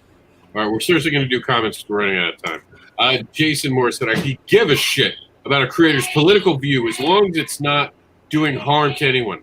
Fuck the labels. Create great comics, period. I guess the period didn't last long. If we had this bullshit going back on way back in the day, we wouldn't have half of the classic characters and storylines that we all know and love today. Sure, certain creators might be thought of as an asshole or something back in the day, but that was the extent of it. And no, I promise this time there's not a follow-up. and even then, you just decided not to deal with them at the show. That's all. They never round and trolled everybody. I'm Josh. I have to jump in here. Back in the day, the creator was thought of as an asshole, and that was it. Meanwhile, the guy is like, I don't know, beating the shit out of his wife in public, and everyone's like, man, he didn't hit me. He's not that. Like, he's an asshole. Whatever. Like, the reason why that changed, and people don't go, oh, he's an asshole, is because people have said, whoa, that guy's an asshole. I don't want to work with him. I don't think that's how that changed. I think the laws changed. I'm just saying, I think it was the laws that changed. People getting arrested. That and we kind of shifted away from being an old boys club. Yeah. I think that women just got tired of being hit. They started hitting back and kicking the shit out of some guys. That too. Like, suddenly there was a problem. Like there was a Or point. by, telling people, hey, that guy, don't be alone with him. Just saying. What? No, see, you almost made me say a name we're not supposed to say anymore on the show. I got a long list of names that I can't man name, and I have to make sure that I'm behaving, and I can't, be the deek or the irksome person that is causing problems. I have no idea who you're talking about. See, Mary, no names whatsoever. I will say that I think, hey, Sarah, I will say that I think that we definitely have a better understanding of some horrible things that went down in the industry before. We've because of the internet, things are somewhat better. I think they're getting worse. I think we bypassed better now. We're headed to worse in the industry, but I think we still got a long way to go. I think that there's a lot of abuse going on still. Maybe it's not physical. Maybe it's not the guy abusing his wife anymore. Maybe it's another creator making sure that JD doesn't get a table, making sure that Josh doesn't get into the show, making sure that that bastard Rob Anderson doesn't even get accepted to the con. Fuck that. I'll go outside. I'm from New York. I'll set me up a hot dog little trailer, and I'll put fucking comics in it. And every time someone walks by, I'll just show a hot dog sign. When they walk away, I'll put back out my comics. Fuck you, I'm going to sell my comics. Try to stop me. Could be the person mentoring the young and gullible into mental abuse. Yeah, definitely a problem. And Josh is right. Go ahead, Randy. No, I'm just quipping in. Go ahead, Rob. I was going to say Josh is right. There definitely needs to be the other side of it. We do have to call out bad behavior. There's no way around it. You do have to. And there's that line that we have to learn to do. There's a difference between, he shouldn't beat his wife, too. Well, I don't think that he compliments his wife enough. Cancel him. I think there has to be a line where we don't do that and we don't invade in other people's relationships. And that is honestly social I guess it's the social climate too. And right now we've never seen the social climate so ripped apart, so indifferent of what is right and wrong. Because there are people who are literally getting mad about, and we were kidding about it with this mohawk, but there are seriously people who are like, well, you can't wear that because you're not the right color, you're not the right ethnic background. That's dangerous ground because I come from Queens, New York City, the melting pot of the world. I couldn't tell you what Queens would look like if we didn't take from other cultures and make it all our own and all support each other together. Go ahead, Josh, breathe. Thanks, Rob. The calling out to cancel, like you just very insensitively imitated or whatever, I think that okay, I'm going to use the he who shall not be named that you just said as an example, and the person who Varian didn't name as an example. Varian just told a story about basically, and I don't know that person, I don't know that situation. If there's more to it, I don't know. I'm talking about just what I heard in the past few minutes.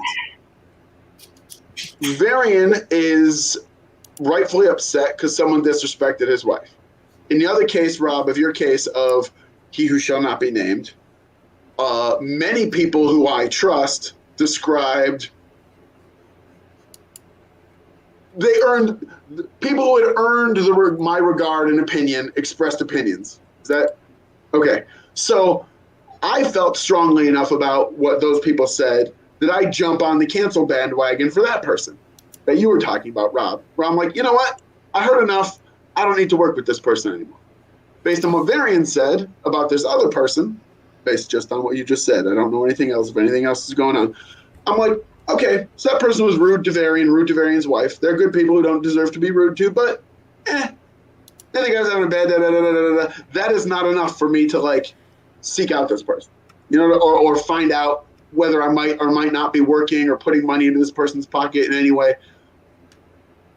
To continue the example, if that escalated more, if he said, no, Josh, here's these reliable sources, this person was rude to everyone's wife and did all this, and then I go, oh, okay, well, I hold Varian's opinion in high regard, and there's these other things, so I will step onto that bandwagon there. You know what I mean? The point is, you get it. I'm not going to explain it again. But you know what's weird is that even if I presented proof that this person, that's why I said I'm gonna go to that person and say, hey, you need to we need to talk, we need to have a little discussion, a little chit chat.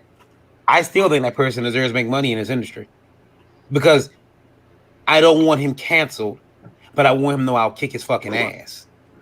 You mean you'll talk to him? Yeah. Well, I was like, yeah, I'll talk to him. I'm sorry. You'll have a lively conversation with him. Hey, what does CNN say this morning? Let me try to find a line here. So you want to have some words with this person and let people know that you're upset with him. Right.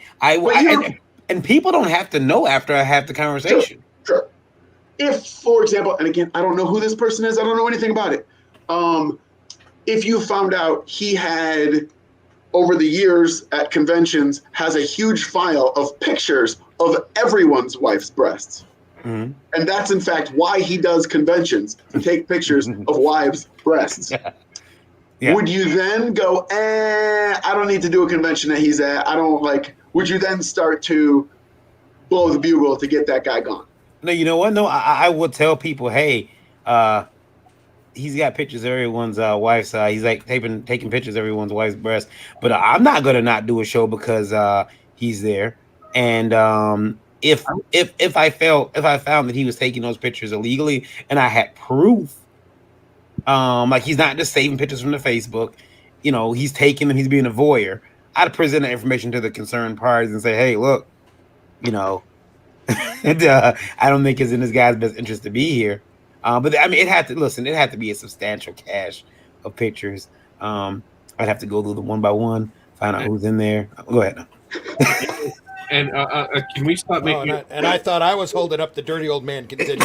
All right. Can we stop making super villains called booby bookers? Okay. Booby bookers. I don't want that person canceled. I would like to have a conversation, and I would like to see if we can move past it. Now, if we can, and they present, and they still, I'm gonna still be an asshole. Now I'm going out there and publicly stating it. I'm just saying there used to be a method we used to do. We used to take a guy like that. We used to take him outside. We have a conversation with him in the back alley. He'd come back understanding the situation. CNN taught me a new statement this morning. We're going to have a fiery but mostly peaceful debate. I'm using that from now on. Fiery but mostly peaceful. Everyone should be able to eat. That's the point I think Varian's trying to say. The only reason you should not be eating is if there's cameras in people's homes, you're breaking. But if you're out in public and some dude's taking pictures of it, just remind him, hey, dude, I go home and fuck that. You know, same as the wives would say about their husbands, the same thing. Like you can look all you want, but at the end of the day, we're all who we are with because they choose to be with us. And that's something they can never recreate with pictures. And we all need to just understand that. We spend too many times trying to deal with these small-minded little twits. Now, if they definitely cross boundaries and break into your home, laws are there to protect us. That's where we step in with laws. But you're never going to stop. Rob, pump the brakes. I made that example up. There aren't any pictures. I'm worried about you, Josh. I'm just warning you, Josh. Don't take pictures of the girls I'm with. That's my job. It's closer to the truth than you know, Josh, but that's okay. Yes. All right, so I have a story we can tell after the cameras are up. Let's roll it back to where we began the show tonight. Okay. Yeah, it's off topic. So yeah, we don't want to discuss that here. Let's put the train back on its tracks and get to the next thing, shall we? We're going to talk about Simon Sim. I don't know how to say your last name, so I'm going to avoid it because I'm going to mispronounce it. Exactly, it's equal opportunity, not equal outcome. Everyone gets a chance to bust their asses to thrive. That should be how it is. Amen. That's just it. That's it perfectly. Demon Phil was awesome. Let's see. We got some other stuff. He's still awesome, even though he's not on the show. Oh yeah, absolutely. I just say let people create and stop stomping on others. Exactly.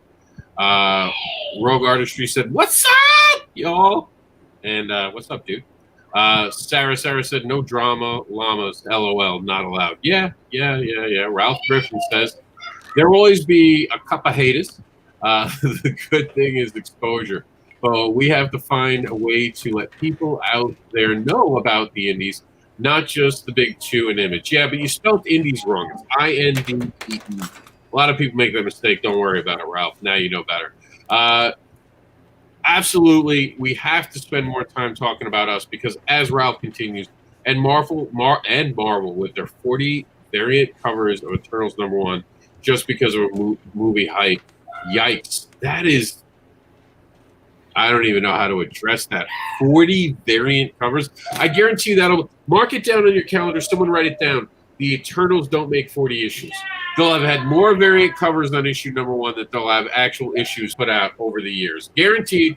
Write it down on a piece of paper right now. That is my Notre Dame moment. Talk to me in 8 years would be around? Four years. 4 years. Cool. Talk to me in 4 years. Well, that's if it's monthly. I'm expecting Eternals to be bi-monthly over at Marvel. Because, you know, pencils down, pencils up. Maybe hold them in the middle. We don't really know what we're doing yet at Marvel. Hold on. We'll get back to you by January. Maybe 8, maybe 12. Yeah. Like, I don't even know if they're doing every book 12. Like, Marvel's still kind of catching up with everybody else. Not anymore. They're going to cut them off at the knees if they're not selling. They already said that. Yeah. So we'll see. But I guarantee you they're not even going to have that. How about we just drop the book off? will just go digital. That's all. How about we just drop off the T and we can have 40 variant covers? That's right. That would be awesome. First off, I would love that.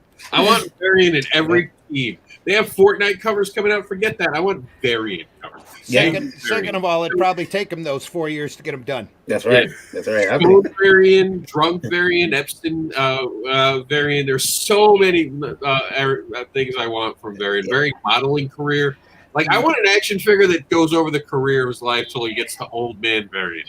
Yeah, that's pretty much now, man. I got gray in my beard. I'm like, I need to go get that cocoa beat. Heaven forbid. Yeah, I can't. This makes you look distinguished and timeless, my friend. It makes me look like I'm about to ask you for change outside of KFC is what it does. Excuse me, young blood. You got some money? I'm trying to get a chicken dinner. Ralph continues to say, hopefully when the convention scene opens up, the indies can make a bigger footprint. I think we're making the bigger footprint right now. I think we're the only ones who didn't give up, and you're seeing us on crowdfunding, and you're seeing comic book store owners blaming us for their downfall. And you're seeing some awesome crowdfunding books out there, too.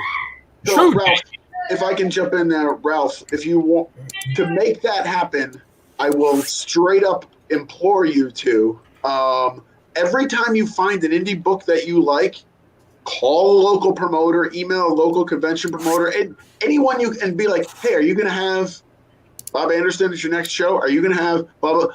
Get those. The people who run these conventions are just people. And if they hear someone's name, they're going to Google it. Right? So, like, every time, everyone who is listening to this, is that legal for me to say that to people? Yeah. If you find a creator that you like and want to see, contact promoters in your area, Google conventions in my city, and when it pops up, email them, contact it, and just say, hey, are you going to have this person? Are you going to have this person? That's how things happen.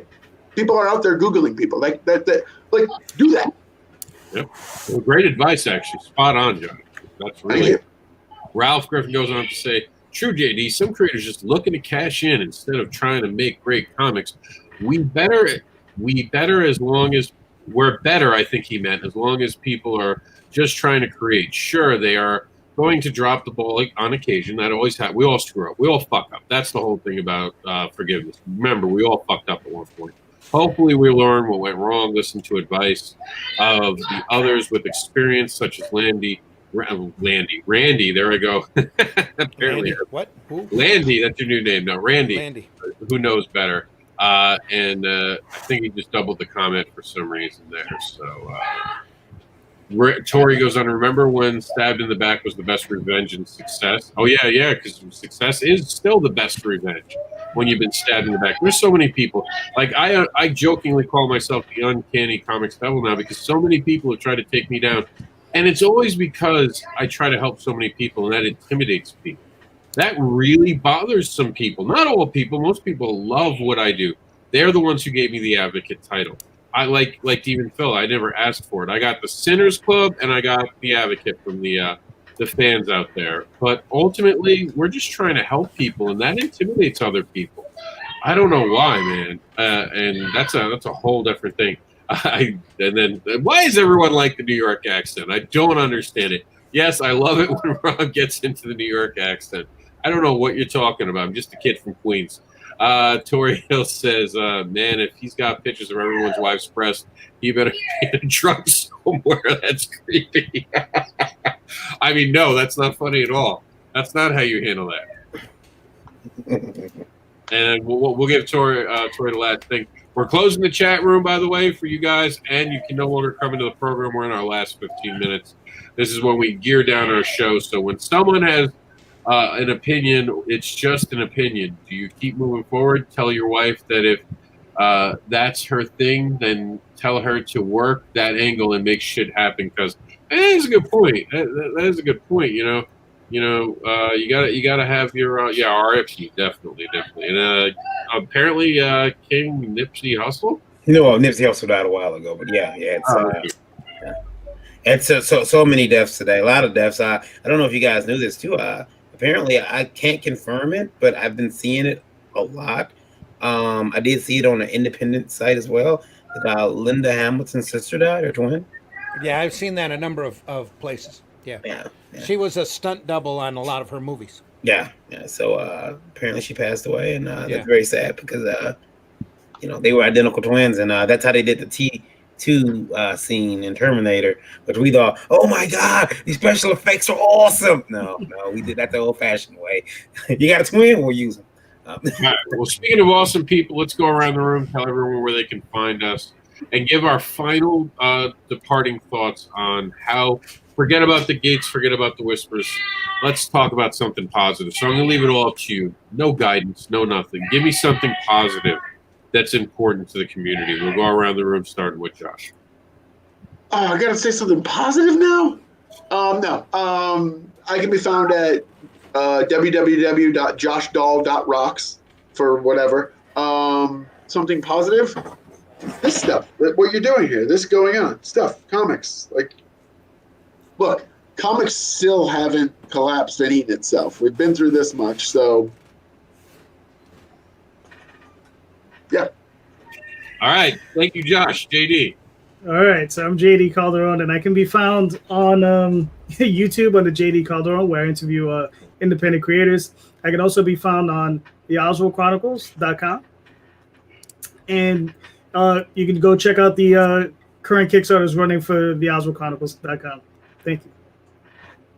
All right, and Varian, you're up next. I'm Varian Grant, KYD_V on the Twitter, Varian Grant elsewhere. I can be found on a highway, Interstate 95, headed down to Florida to have a fiery but mostly peaceful conversation. Wouldn't that be 75? And tell them about the comics company that you run, and I'm not talking about Liberty. No, Last Call Comics. Been running that since 2012. Because I've been making comics before that, but Last Call is what I started with my wife. So that's the company that I have to champion. LastCallComics.com. Find us on all social medias. We'll sell you some books.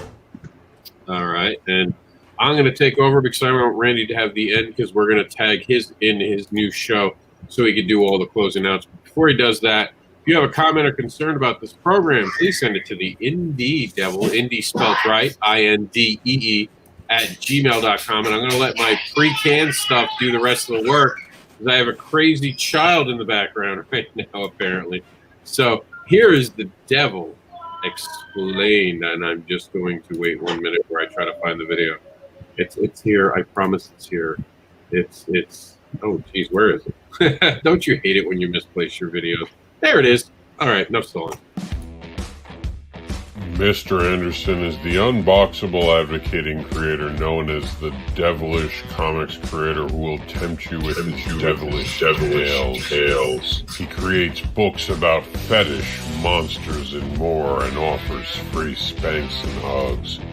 He also teaches morals with farts. Check out the Comics Devil by going to MrAnderson.com.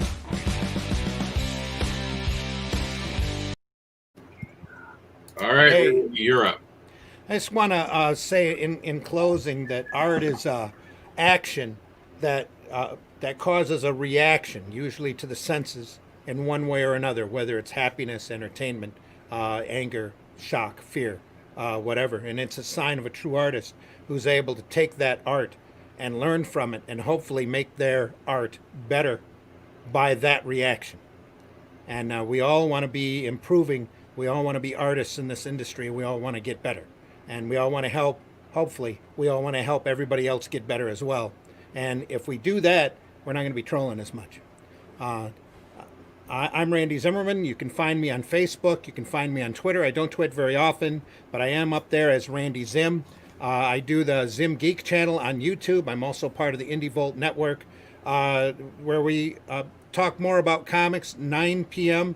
on Tuesday nights, 9 a.m. on Thursday morning with the Breakfast Buzz. And then I get to host a show that's coming up tomorrow morning at 9 a.m.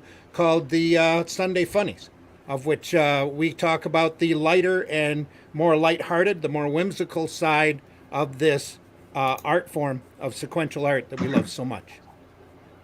And do we want to do the subscribe to the YouTube channel? Please. For them. And let me, first off, I want to thank everyone who's in the room. Make sure you're here tomorrow for Sunday Funnies, which is in our background. I want to definitely, go ahead. That's my book. Anyway, go ahead. We want to encourage everyone, see the things that we're talking about when you're listening to us on the radio. How many people do we have listening right now? What's the number, Varian? While he looks that up, all the people listening, please subscribe to the YouTube channel so you can see the great stuff that we're bringing you. It can be found by going to Indie Volt. And remember, you can send a comment or a question. Do you have it, Varian? If you don't worry about it. I'm looking on my phone. I'm laying back on the sofa. Sorry, it's we're at 63. Hey. 63, and then it hit me with like a bunch of like random numbers because their service has been down all day. So well, we appreciate every single one of you. If you have a question, send us an email at indievoltlive@indievolt.com.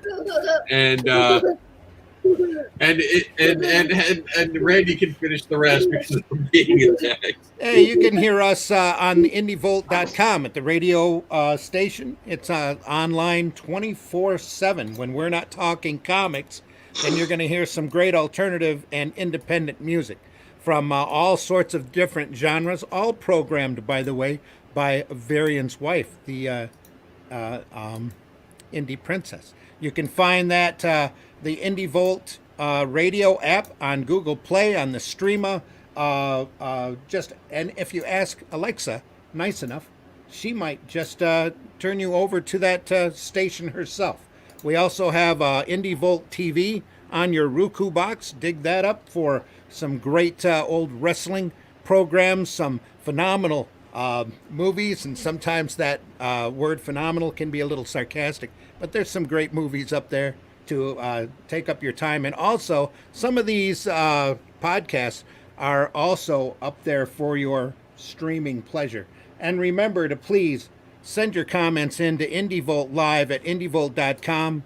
We are always interested in your input, your suggestions, your comments, no matter how serious or silly they may be. Please include Indie Volt Live in the subject line, and please keep those emails to 90 words or less so that Varian can type them on a card and we can discuss them on a future show. And remember, no comment is too silly or too serious. We appreciate everybody's input because our feedback will be better because of your setback. Hashtag get an education. Hashtag Indie Volt. All right. Thank you, Randy. And you're going to see me back tomorrow morning at 9 a.m. on the Sunday. All right.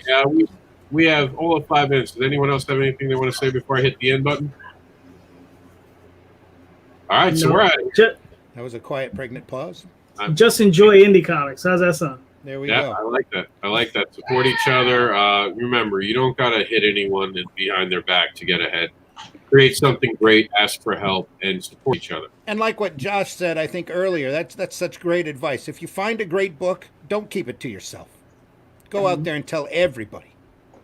Share it on social media. Talk to your local comic book stores.